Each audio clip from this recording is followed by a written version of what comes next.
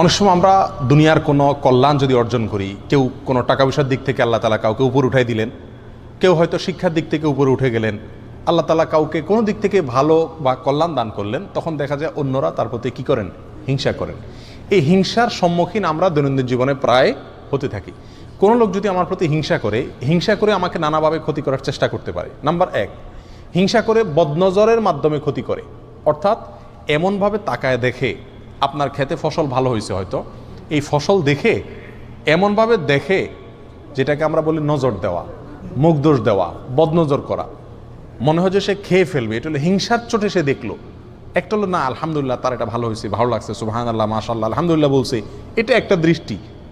আরেকটা হলো না, ওরে বাপরে বাপ, এর এত হইলো। এই যে হিংসার চোটে দেখলো, এটাকে বলা হয় বদনজর। এই বদনজরের মাধ্যমে অনেক সময় ক্ষতি হয়। আল্লাহ আইন হাক্ক নবী আলাইহিস সালাম বলেছেন, অর্থাৎ দৃষ্টি দিয়ে, রাক্ষসে ভাব দিয়ে, খাই ভাব দিয়ে গিলে ফেলবো, এরকম দৃষ্টি দিয়ে যে কোনো জিনিসের দিকে, কোনো ব্যক্তির দিকে, যে কোনো কারোর কোনো কল্যাণের দিকে তাকায়া মানুষের ক্ষতি সাধন করা হয়, এরকম ক্ষতি হয়ে থাকে অনেক সময়। এটা বাস্তব সত্য বিষয় এবং ইসলামী আকীদা এটাকে অ্যালাউ করে, এটা কুসংস্কার নয়। অতএব এইভাবে যদি আমাদের কেউ হিংসা করে, অর্থাৎ বদনজর দেয়, আপনি একটা গাড়ি কিনছেন, আপনার ছেলেটা মাশাআল্লাহ স্বাস্থ্যবান, ভালো খায় মাশাআল্লাহ, ছোট বাচ্চা, কারোর সামনে খাওয়াইছেন, তার বাচ্চাটা হয়তো খায় না, সে দেখে বলছে ওরে বাপরে বাপ, অথবা কিছুই বলে না, কিন্তু তাকাইছে, যে হিংসার দৃষ্টিতে তাকাইছে, এটাকে বলে বদনজর। এর মাধ্যমে বাচ্চার ক্ষতি হতে পারে, হবে এটা কোনো জরুরি না, নাও হতে পারে, আবার ক্ষতি হওয়ার সম্ভাবনাও আছে। এটা একটা উপায়, হিংসুকে হিংসা করে থাকে সাধারণত। এটা অহরহ আমাদের সমাজে হয়। অনেক সময় ভাই ভাইয়ের প্রতি হিংসা করে, অনেক সময় আপনার সন্তান মা বাবার প্রতি, মা বাবা সন্তানের প্রতিও হিংসা করে, অনেক সময় বন্ধু বান্ধব, পরিচিত অপরিচিত, জানা অজানা বিভিন্ন মানুষে একে অন্যের প্রতি কী করে থাকে? এ ধরনের হিংসা করে থাকে। এর বাইরেও অনেক সময় হিংসুকে হিংসা করে বদদোয়া করে, ক্ষতি কামনা করে মনে মনে, এটাও এক ধরনের ক্ষতির আশঙ্কা। তৃতীয়ত, অনেক সময় হিংসুকে হিংসা করে আপনাকে তলে তলে বিভিন্নভাবে, শারীরিকভাবে, অর্থনৈতিকভাবে, নানাভাবে আপনাকে হেনস্থা বা ক্ষতি করার চেষ্টা করে। অতএব এই হিংসার মুখোমুখি আমরা হই কি হই না জীবনে? যদি কেউ আপনার প্রতি হিংসা করে এরকম আপনার মনে হয়, তাহলে আপনি কয়েকটা কাজ করবেন, ইনশাআল্লাহ হিংসুক আপনার কোনো ক্ষতি করতে পারবে না। নাম্বার এক, সূরা ফালাক, সূরা নাস বেশি বেশি পড়বেন। সূরা ফালাক এবং নাস এটা নাজিলি হয়েছে কিসের কারণে? এই হিংসুকের হিংসা থেকে বাঁচার জন্য। সূরা ফালাকের একটি আয়াতই আছে, আল্লাহ বলেছেন ওমিন শাররি হাসিদিন ইযা হাসাদ, হিংসুক যখন হিংসা করে তখন আমি তার ক্ষতি থেকে আল্লাহর কাছে কি চাই? আশ্রয় চাই। অতএব সূরা ফালাক এবং নাস, আপনার ছেলের প্রতি হিংসা হয়েছে, আপনি একটা জমিন ভালো চাষ হয়েছে, ফসল ভালো হয়েছে, সেটার প্রতি কারোর নজর পড়ছে মনে হয়েছে, এরকম যে কোনো কিছুর প্রতি যদি মনে হয় আপনার নজর পড়ছে, তো আপনি সূরা ফালাক এবং নাস বেশি বেশি পড়েন এবং ফু দেন, ইনশাআল্লাহ বিইذনিল্লাহ কি হয়ে যাবে? হিংসার যে ক্ষতি এটা দূর হয়ে যাবে। এটা একটা অন্যতম প্রধান উপায়। আমরা আজকাল হিংসুকে হিংসা করে বদনজর দিলে বা বদনজর দিবে এরকম মনে হলে আমরা এমন কিছু পদ্ধতি অবলম্বন করি ওই হিংসুকের হিংসা থেকে বাঁচার জন্য, বদনজর থেকে বাঁচার জন্য, যেগুলো সঠিক না। যেমন বাচ্চাকে বদনজর থেকে বাঁচানোর জন্য কপালে কালো টিপ দেয়, দেখছেন? সাদা ফুটফুটে বাচ্চার এখানে কপালে কালো টিপ দিলে আরও বরং বেশি সুন্দর লাগে, বদনজরটা আরও বেশি করে লাগার সম্ভাবনা থাকে। বিধায় বদনজর থেকে বাঁচার জন্য কালো টিপ দিলে এটা কুসংস্কার, এটা ভুল পদ্ধতি, এটা ঠিক হবে না, এটা শিরকে আসগার হবে। কালো টিপের কারণে সে কি বদনজর থেকে কী করতে পারবে না? বাঁচতে পারবে না। তবে হ্যাঁ, সৌন্দর্যের জন্য যদি ভিন্ন কথা। অনেকে দেখবেন খেতে খামারে ভালো ফসল টসল হলে সেখানে দেখবেন মাটির হাঁড়ির পিছনে কালি লাগায় ঝুলায় দেয়, যাতে বদনজর না লাগে। মানুষ মনে করে যে ওই হাঁড়ির দিকে তাকাবে, হাঁড়ির দিকে তাকানোর কারণে সে আর ওই ফসলের দিকে তাকায় যে বদনজর করবে, সেই সুযোগ পাবে না। এটাও ভুল ধারণা। হাঁড়ির দিকে তাকাবে দেখে ফসল দেখবেন এমন কোনো কথা হলো? একটা ভ্রান্ত ধারণা। অনেকে দেখা যায় ঝাড়ু ঝুলায় দেয়, অনেকে দেখা দেয় বিভিন্ন ওই যে গরুর চোয়াল, হাড্ডি এগুলা ঝুলায় দেয়, অনেকে দেখবেন জুতা ঝুলায় দেয়, অনেকে চুল ঝুলায় দেয়। এরকম বহু তামাশা আমাদের দেশে আছে। মনে রাখবেন, এগুলো করে আপনি বদনজর থেকে বাঁচার কোনো উপায় নাই। আর এটা বদনজর থেকে বাঁচার, হিংসুকের হিংসা থেকে বাঁচার কোনো সহি পদ্ধতিও না। আপনাকে কি করতে হবে? সূরা ফালাক এবং নাস পড়ে ফু দিতে হবে এবং এটার আমল করতে হবে। ইনশাআল্লাহ আল্লাহ তাআলা ক্ষতি দিয়ে কী করবেন? রক্ষা করবেন।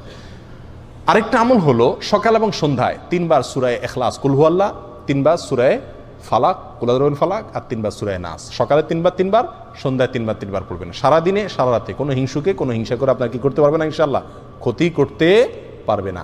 কারোর প্রতি হিংসা করে ক্ষতি হয়েছে মনে হয়, পানিতে ফালাক নাস পড়ে ফু দেন, খেয়ে ফেলেন বা ছিটিয়ে দেন, ইনশাআল্লাহ বিইذনিল্লাহ কি হয়ে যাবে? হিংসুকের ক্ষতি, হিংসার কারণে যে ক্ষতি, সেটা কি হয়ে যাবে?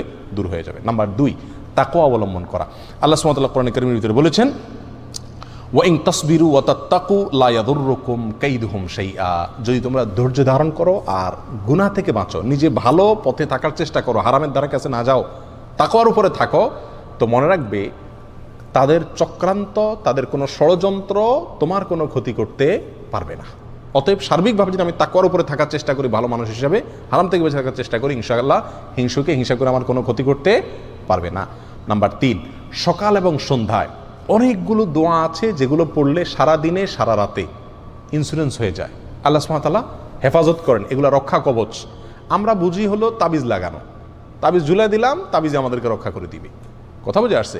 নবী আলাইহিস সালাম তার সারা জীবনে কখনো তিনি কাউকে তাবিজ দেন নাই বা তাবিজ দিতে বলেনও নাই। তিনি শিখাইছেন কি, সকালে এ দোয়া পড়ো, সারাদিন তোমার কোনো ক্ষতি করতে পারবে না কেউ, সন্ধ্যায় দোয়া পড়ো, সারা রাত কেউ তোমার কোনো ক্ষতি করতে পারবে না।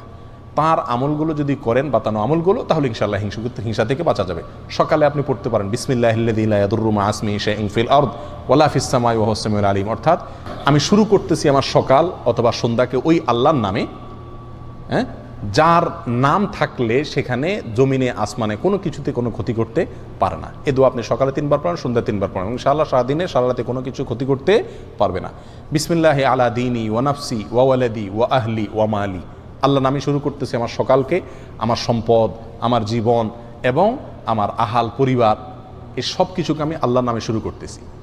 সকালে 3 বার পড়েন, সন্ধ্যায় 3 বার পড়েন, ইনশাআল্লাহ কোনো কিছুই ক্ষতি করতে পারবে না। অনুরূপভাবে বহু দোয়া নবী আলাইহিস সালাম শিখাই গেছেন। হাসবি আল্লাহু লা ইলাহা ইল্লাহু আলাইহি তাওয়াক্কালতু ওয়া রব্বুল আরশিল আযীম 7 বার 7 বার পড়েন, সূরা তওবার শেষ আয়াত। আল্লাহ আমার জন্য যথেষ্ট, যিনি ছাড়া কোনো সত্য মাবুদ নাই, তার উপর আমি ভরসা করেছি, তিনি সর্বোত্তম কর্মবিধায়ক। ব্যাস, আল্লাহর উপরে ভরসা করার এই আয়াতটা পড়েন 7 বার সকালে, সন্ধ্যায় 7 বার, ইনশাআল্লাহ সারাদিনে কি হয়ে যাবে, আপনার জন্য ইন্স্যুরেন্স হয়ে যাবে, কোনো কিছুতে আপনার কোনো ক্ষতি করতে পারবে না। এরকম আরও বহু আমল আছে যে আমলগুলো আমরা সকাল সন্ধ্যা করলে সারাদিনের এবং সারা রাতের হেফাজত হয়ে যাবে, কোনো হিংসা করলেও আমাদের ক্ষতি করতে পারবে না। নাম্বার 4, হিংসুকের হিংসা থেকে বাঁচার জন্য যে হিংসা করে তার প্রতি একটু দয়া করে দেন। হিংসুকের মন থাকে একটু ছোট, সে আপনার ভালো দেখে তার ভিতরে জ্বলে, তো মনে যদি আপনি বুঝতে পারেন বা টের পান যে এর হিংসা হচ্ছে, তার বিশেষ করে সালাম দেন, একটু হাদিয়া তোফা দেন, একটু দাওয়াত দিয়ে খাওয়ান, একটু তার সাথে ভালো আচরণ করে, দেখবেন ইনশাআল্লাহ তার হিংসাটা আস্তে আস্তে কী হয়ে যাবে, দূর হয়ে যাবে। নাম্বার 4, হিংসুকের হিংসার দিকে বেশি একটা নজর দিয়েন না। একটা জিনিস মনে রাখবেন, নবী আলাইহিস সালাম বলেছেন, সারা পৃথিবীর সমস্ত মানুষ যদি একত্রিত হয় তোমার কোনো ক্ষতি করার জন্য, তো আল্লাহ যেটুকু তোমার কপাল লিখে রাখছেন ক্ষতি ওর বেশি করতে পারবে না। আর যদি সারা পৃথিবীর সব মানুষ একত্রিত হয়ে তোমার কোনো উপকারও করতে চায়, তবুও আল্লাহ যেটুকু লিখে রেখেছেন তার চেয়ে বেশি উপকার করতে পারবে না। বিধায় একজন মুমিন হিংসুকের হিংসা নিয়ে পড়ে থাকবে না, আল্লাহর উপর ভরসা থাকবে যে আল্লাহর ভরসা থাকলে ইনশাআল্লাহ আমার কোনো ক্ষতি সে করতে পারবে না। নাম্বার 5, শেষ নম্বর পয়েন্ট হলো সবসময় তাওহীদকে মজবুত করা, আল্লাহর প্রতি বিশ্বাসটাকে কি করা, মজবুত করা। আল্লাহর প্রতি যত বিশ্বাস গাঢ় থাকবে, অন্য কোনো মানুষ বা অন্য কোনো বস্তুর ক্ষতি এটার প্রতি তার আশঙ্কা তত কম থাকবে, এগুলোকে সে তত কম পরোয়া করবে। এই জন্য আল্লাহর প্রতি ইমানটাকে, তাওহীদটাকে মজবুত করব, তাওহীদকে শিখবো, জানবো, বোঝার চেষ্টা করব, রপ্ত করার চেষ্টা করব। ইনশাআল্লাহ হিংসুকের হিংসার দিকে কি হবে না, আমাদের নজর হবে না। এটা তো হলো হিংসুকের হিংসা থেকে বাঁচার জন্য বললাম। অনেক সময় আমরা নিজেরাই কি করি, আরেকজনের প্রতি হিংসা করি, টেরও পাই না যে হিংসা করছি। হিংসা একটা কবিরা গুনাহ, হিংসা একটা কি কবিরা গুনাহ। কোরআনে কারিমে আল্লাহ সুবহানাহু ওয়া তাআলা হিংসার বিষয়ে একাধিক আয়াতে আল্লাহ তাআলা আলোচনা করেছেন। এক আয়াতে আল্লাহ বলেছেন, আম ইয়াহসুদুনান নাসা আলা মা আতাহুমুল্লাহু মিন ফাদলি, আল্লাহ কাউকে দয়া করে কোনো একটা কিছু দিয়েছেন, ফসলটা ভালো হয়েছে, ইনকাম ভালো হয়েছে, তার প্রমোশন হয়েছে, কোনো একটা ভালো দিক আল্লাহ তাআলা তাকে দিলেন, এটা দেখে তুমি হিংসা করছো যে আল্লাহ দিয়েছেন সেজন্য, তার মানে তুমি তো আল্লাহর এই ফয়সালাকে তুমি মানতে পারছো না। রেজাবিল কাজা ইমানের গুরুত্বপূর্ণ পয়েন্ট, তার মানে তোমার ইমান আছে কিনা এটা নিয়ে সন্দেহ। আল্লাহ তাকে দিয়েছেন, এটা আল্লাহর ফয়সালা, অতএব এটা তুমি সন্তুষ্ট থাকতে হবে। তুমি হিংসা করলে তার কোনো ক্ষতি করতে পারবে না। প্রিয় ভাইয়েরা, আপনার অন্তরে হিংসা আছে কিনা কারোর প্রতি কীভাবে বুঝবেন?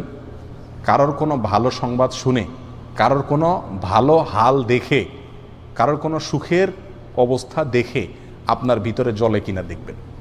যদি ভিতরে দেখেন যে জ্বলে চিনচিন করে, একজনের খবর শুনছেন যে সে আপনার প্রমোশন হয়ে গেছে, একজনের খবর শুনলেন যে সে মাশাআল্লাহ এত টাকা পেয়ে গেছে, লটারিতে আপনি পাইলেন না, সে পাইল, হয় না এরকম? একজনের খবর শুনলেন যে তার ছেলে মাশাআল্লাহ এসএসসিতে গোল্ডেন 5 পেয়ে গেছে, আপনার ছেলে ফেল করছে, তারটা শুনছেন, শোনার পর আপনার অন্তরে চিন করে জ্বলল, হয় না এরকম? একজন হয়তো ভালো কোনো কিছু হয়েছে, আপনার মনে দেখা যাচ্ছে যে ভিতরে জ্বালা পোড়া শুরু হয়ে গেছে, অস্থির শুরু হয়েছে, মেজাজ গরম হয়ে গেছে।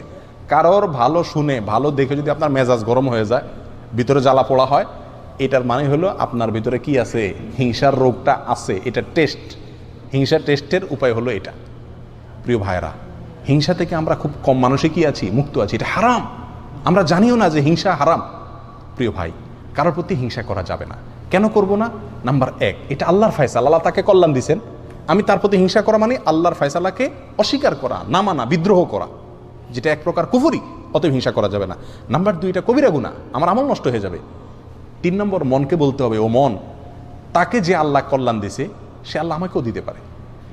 তাকে দিছে, এই জন্য আমি যদি খুশি হই, তার জন্য আরো দোয়া করি, ইনশাআল্লাহ আল্লাহ আমাকে দান করবেন। আল্লাহ পরীক্ষা করেন বান্দাকে অনেক সময়। কথা বুঝে আসছে? এই কথা নিজেকে বুঝাইতে হবে, প্রবোধ দিতে হবে এবং হিংসা থেকে বাঁচার চেষ্টা করতে হবে। আর মনে রাখতে হবে, আমি যদি হিংসা করি তার কি কোনো ক্ষতি করা যাবে? আমার মনে যত জ্বালা পোড়া হবে, ক্ষতি তার হবে? উল্টা ক্ষতি আমার হবে। আমার অন্তরে জ্বালা পোড়া হলে হার্ট অ্যাটাক আমার হবে, অসুস্থ আমি হব। তার কি কোনো ক্ষতি হবে? হবে না। তাহলে এর চাইতে নির্বোধ কে? এই জন্য কারোর কোনো কল্যাণ দেখলে বরং আরও কি হওয়া, খুশি হওয়া। যদি মনে আপনি যতই চেষ্টা করেন খুশি আনতে না পারেন, আপনার মনে ঠিকই জ্বলে, একটা কাজ করবেন, তার জন্য দোয়া করবেন, আল্লাহ তার ছেলে গোল্ডেন জিপিএ পাইছে, আল্লাহ সামনে তার ছেলের ডাক্তার, ইঞ্জিনিয়ার, পাইলট, আরও কিছু বানিয়ে দিও আল্লাহ। মনে চায় না তবুও জোর করে মুখে দোয়া করেন, দেখবেন ইনশাআল্লাহ অন্তত কি হয়ে যাবে, হিংসা চলে যাবে। শয়তান দেখবেন যে বেজ্জত হয়ে চলে যাবে। আল্লাহ তাআলা আমাদের সবাইকে হিংসার এই ভয়াবহ অপরাধ থেকে, গুনাহ থেকে বেঁচে থাকার তৌফিক দান করুন। আর হিংসা করে আমাদের কোনো ক্ষতি করতে চাইলে সেখান থেকেও আমরা যেন সঠিকভাবে আত্মরক্ষা করতে পারি, সেই তৌফিক আল্লাহ তাআলা দান করেন। জাযাকুমুল্লাহ ওয়া খুদা আলহামদুলিল্লাহ রাব্বিল আলামিন।